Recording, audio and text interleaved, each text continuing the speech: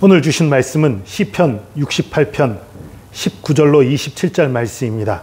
시편 68편 19절로 27절 말씀 받들어 읽겠습니다. 날마다 우리 짐을 지시는 주, 곧 우리의 구원이신 하나님을 찬송할지로다. 하나님은 우리에게 구원의 하나님이시라. 사망에서 벗어남은 주 여호와로 말미암거니와 그의 원수들의 머리, 곧 죄를 짓고 다니는 자의 정수리는 하나님이 쳐서 깨뜨리시리로다.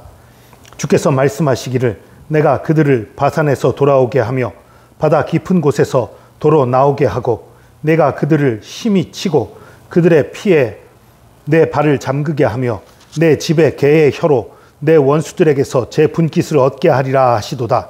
하나님이여, 그들이 주께서 행차하심을 보았으니 곧 나의 하나님 나의 왕이 성소로 행차하시는 것이라.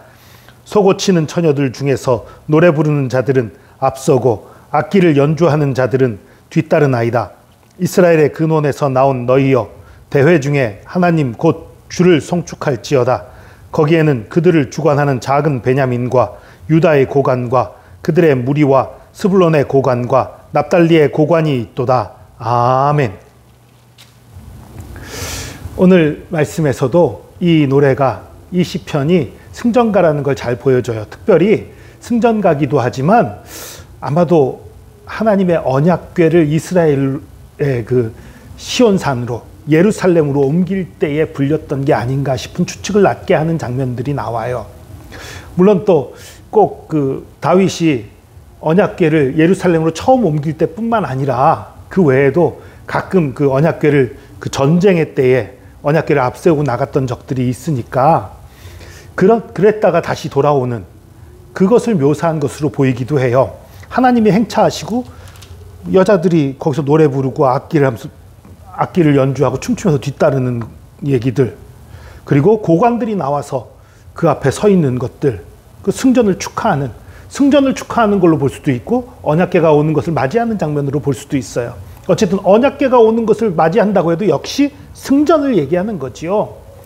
하나님께서 적들을 무찌르고 예루살렘에 오셨다라는 그런 의미지요. 근데 여기서 좀 중간에 좀 잔인한 표현도 있어요. 근데 우리 이건 시대상을 생각하면서 이해해야 돼요. 예를 들어서 23절 보니까요, 내가 그들을, 적들을 얘기해요. 적들을 심히 치고 그들의 피에 내 발이 잠그게 하며, 적들의 피가 발이 잠길 정도면 정말 크게 승리했다는 건데, 상상해보면 또 너무 잔인한 표현이기도 하지요. 그러나 그 시대를 생각하면 그렇게 표현할 수 있다는 거 생각하고 이해하시고 받아들이시기 바랍니다. 그리고 내 집에 개의 혀로 내 원수들에게서 제 분깃을 얻게 하리라.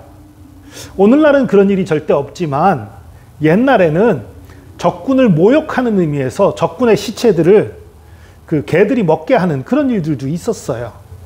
그걸 묘사하는 거예요. 그러니까 완전히 적을 짓밟아 이긴 그런 모습들을 묘사한 거지요. 승전을 얘기한 거예요. 그런데 오늘 내용이 하나님의 승전과 하나님의 그 영광의 입성, 이런 것을 묘사한 것이지만, 그러나 오늘 정말 주목하고 싶은 것은 그게 아니에요. 19절을 정말 주목하고 싶습니다. 날마다 우리 짐을 지시는 주, 곧 우리 구원이신 하나님을 찬송할지로다. 오늘 이 말씀 준비하면서 참 놀랐어요. 왜냐하면 이 68편을 여러 토막으로 나눠서 설계하기 위해서도 여러 번 읽었고요. 그전에도 시편을 여러 번 읽었었는데 이런 구절이 있다는 거 오늘 처음 알았어요.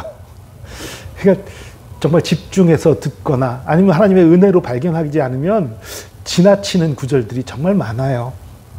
날마다 우리 짐을 지시는 주. 예수님이 수고하고 무거운 짐진 자들아 다 내게로 오라 말씀하셨지요. 그래, 우리가 무거운 짐이 있을 때는 주님 앞에 나가야지. 우리 이런 믿음을 갖고 그런 마음을 품게 되지요. 우리 짐을 대신 져주시는 좋으신 하나님, 이렇게 생각했어요. 그런데 오늘 말씀을 보니까 날마다 우리 짐을 지시는 주라고 나와 있는 거예요. 우리가 지쳐서 쓰러질 때 짐 져주시는 분, 큰 일이 있을 때 짐 져주시는 분, 어쩌다가 짐 져주시는 분이 아니라 날마다 우리 짐을 져주시는 하나님이시라는 거예요. 이게 얼마나 놀라운 말씀입니까? 저와 여러분에게 있는 모든 문제들, 모든 걱정거리들, 모든 염려들 우리 주님께 맡기시기 바랍니다. 어쩌다가 짐 져주시는 하나님이 아닙니다. 날마다 짐 져주시는 하나님이에요. 이게 얼마나 놀라운 얘기인지 모르겠어요. 그리고 날마다 우리 짐을 지시는 주, 곧 우리의 구원이신 하나님. 무슨 소리예요? 우리의 짐으로부터 우리를 구원하시는 하나님이라는 거예요. 결국 이 짐이라는 건 어깨에 지는 무거운 어떤 뭔가만을 얘기하는 게 아니라는 걸 분명하게 드러내는 거죠. 우리를 억누르고 있는 모든 것들, 우리를 힘들게 하고 있는 모든 것들, 그 모든 것들을 짐이라고 표현한 것이고, 그것으로부터 건져주시는 하나님이시라고 얘기하고 있는 것입니다. 20절에 하나님은 우리에게 구원의 하나님이시라. 사망에서 벗어남은 주 여호와로 말미암거니와 그 원수들의 머리 곧 죄를 짓고 다니는 자의 정수리는 하나님이 쳐서 깨뜨리시리로다. 원수들의 머리, 원수가 근데 죄를 짓는 자들이에요. 왜요? 여러분, 죄를 짓는다는 건 무엇입니까? 그 죄가 다른 사람에게 피해를 입히는 것이지요. 제가 전에도 말씀드렸지만 여러분, 하나님의 사랑과 공의는 반대편에 있는 게 아니에요. 한편에 있는 거예요. 하나님이 모든 사람들을 사랑하세요. 그런데 한 어떤 죄인이 하나님이 사랑하는 사람들을 힘들게 하고 괴롭히고 문제가 생기게 만들어요. 이 사람을 가만 놔둘 수 없는 거죠. 하나님의 사랑이 가만 놔둘 수 없게 하는 거예요. 그게 하나님의 공의인 거예요. 그렇기 때문에 죄인을 공격하는 것은 의인들을 구원하시는 것입니다. 죄인들을 멸하시는 것은 의인을 건지시는 거예요. 그게 하나님의 의이고 그것이 하나님의 심판인 거지요. 여러분, 우리 하나님은 구원의 하나님이십니다. 우리의 모든 연약함을 채우시고 새롭게 하시는 그런 하나님이십니다.